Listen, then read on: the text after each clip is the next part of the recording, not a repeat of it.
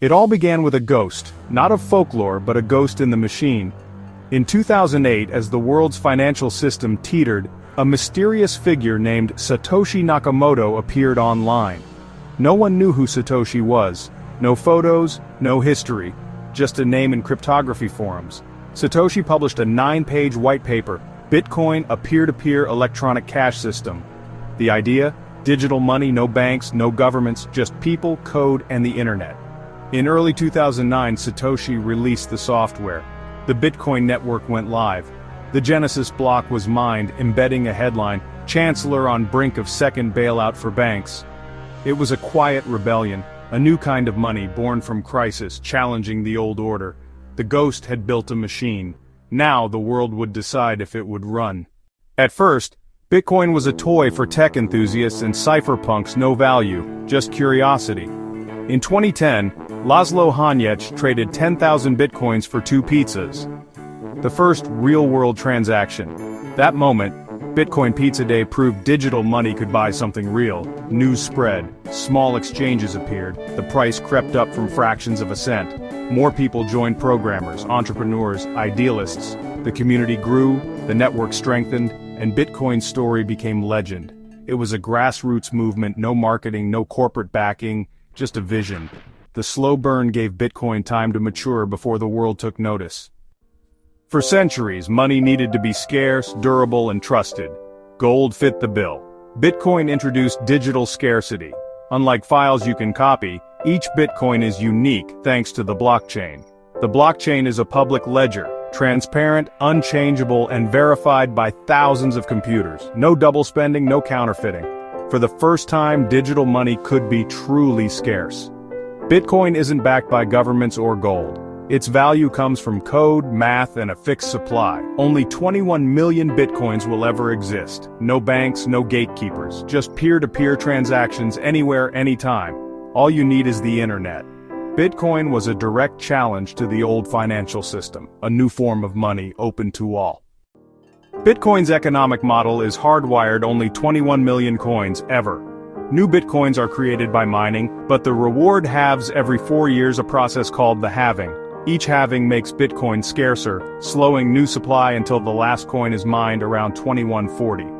Unlike gold, Bitcoin's supply is perfectly predictable. Everyone knows how much exists, and how much will exist. This scarcity draws investors seeking a hedge against inflation. While central banks print money, Bitcoin's code enforces discipline. The result?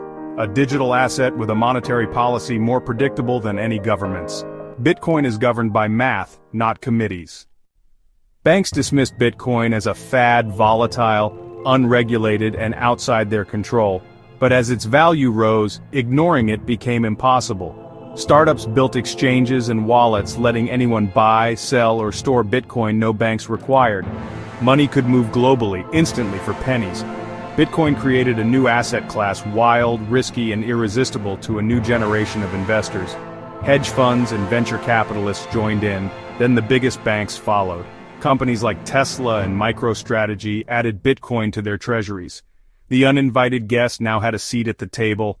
Bitcoin forced the financial world to reckon with a new reality. For governments, money is a fundamental pillar of their power. The ability to issue currency and control its supply is a core function.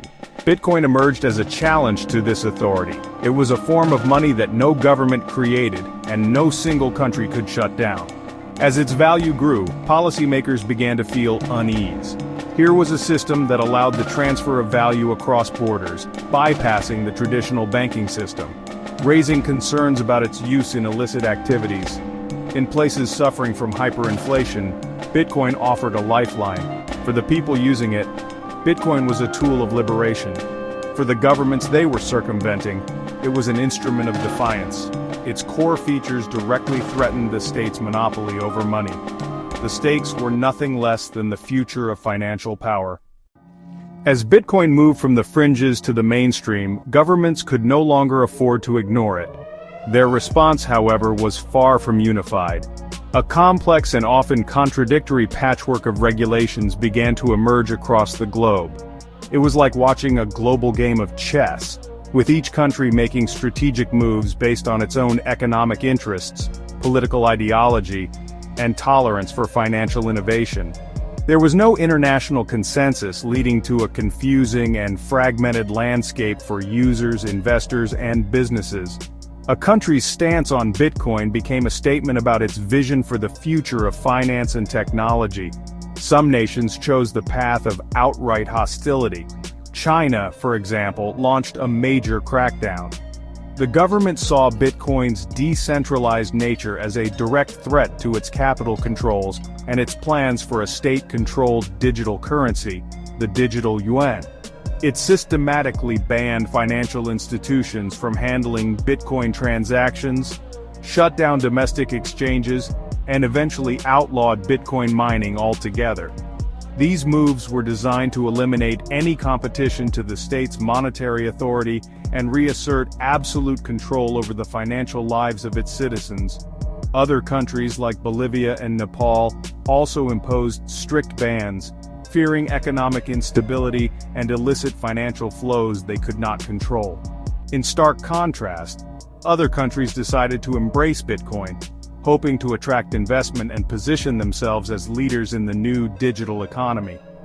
El Salvador made the historic move of adopting Bitcoin as legal tender, making it the first nation in the world to do so.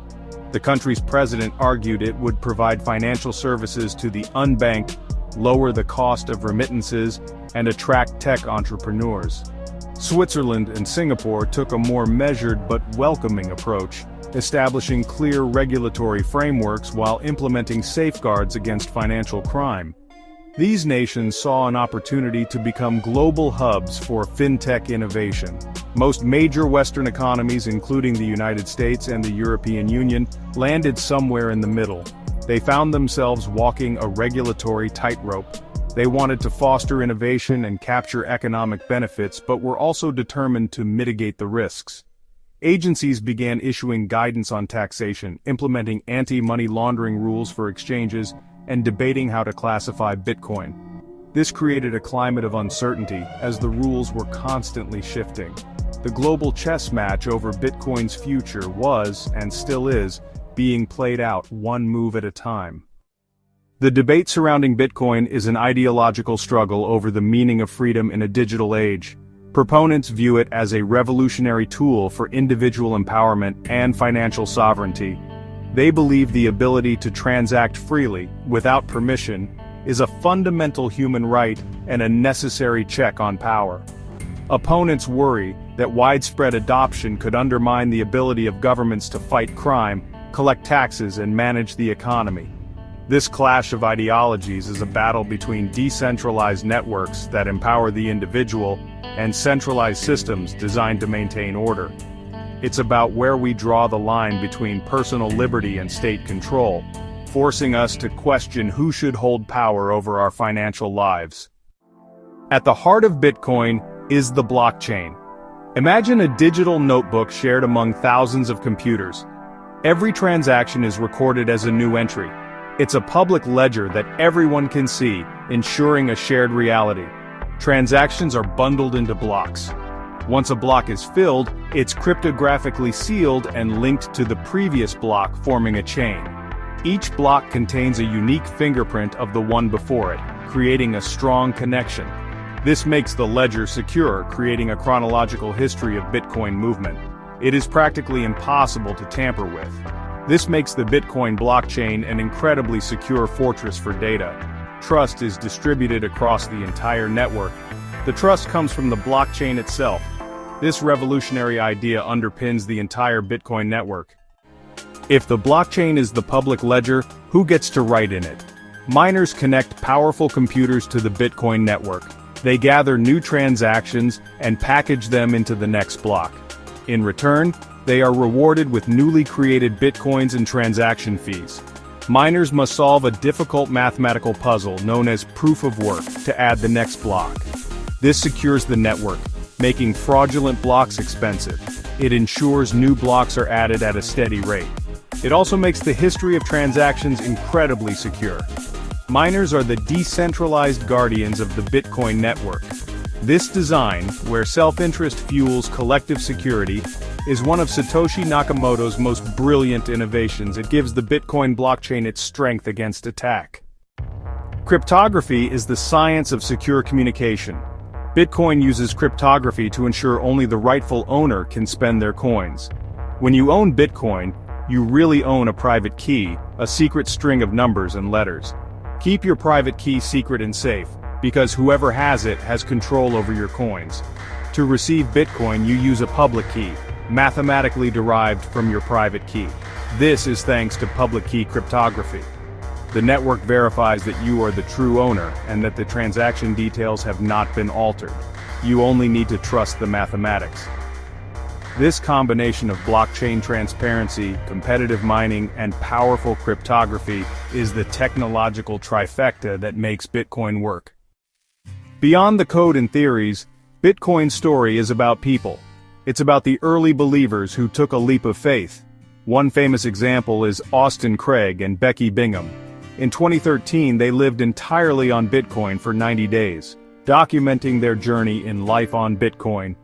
They had to be resourceful, often convincing businesses to accept this new money. Their experiment highlighted the hurdles of using Bitcoin. They demonstrated that Bitcoin could function as a medium of exchange. Their stories inspired others to get involved, putting a human face on the technology. They relied on the Bitcoin community, demonstrating it was more than just software, but a social movement. Bitcoin's rise created a new class of millionaires and billionaires.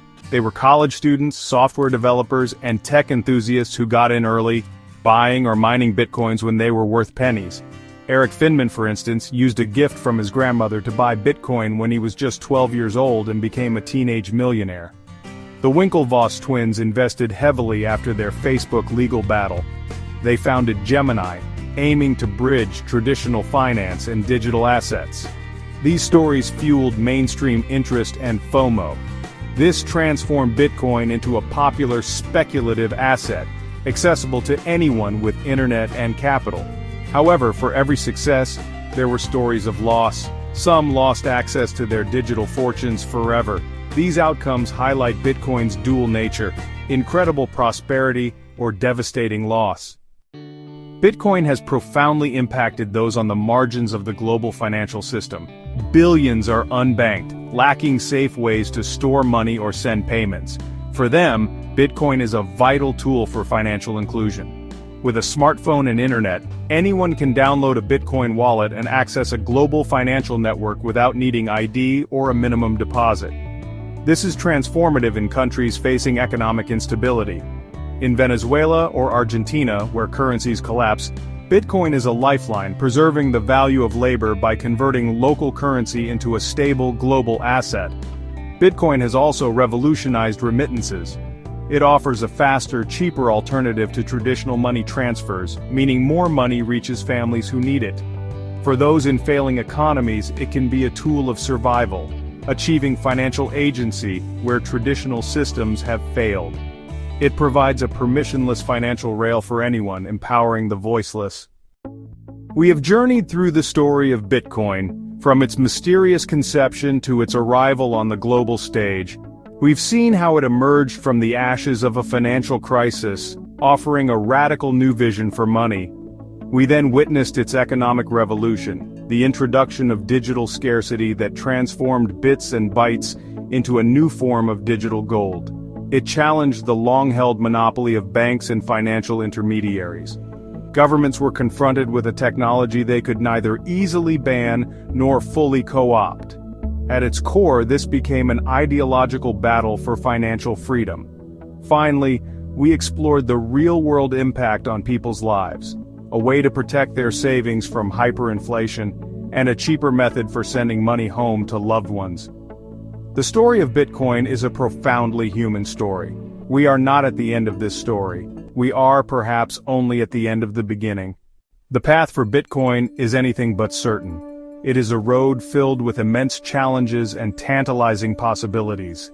The very volatility that has created so much wealth also makes it a difficult medium of exchange. Furthermore, the question of scalability remains a significant hurdle. The regulatory battle is also far from over, as governments grapple with this new technology. The ongoing debate over its environmental impact will continue to be a major point of contention. Yet, for every challenge, there is a corresponding possibility that sparks the imagination.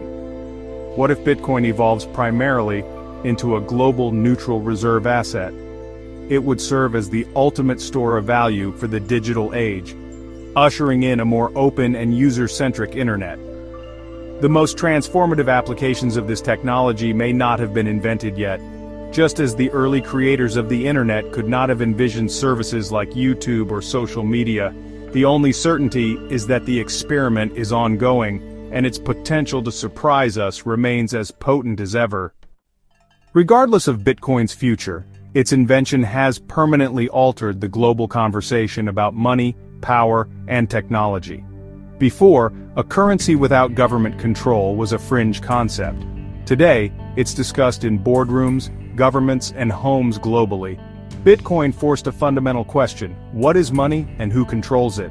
This shift is arguably Bitcoin's most significant legacy. It exposed the fragilities of the existing financial system, pressuring innovation and transparency. Bitcoin unleashed technological innovation far beyond currency. Bitcoin was the catalyst, a proof of concept showing what was possible. It's a testament to innovation challenging systems and forcing a global re-evaluation. Its place in history is secure, forever altering our understanding of money.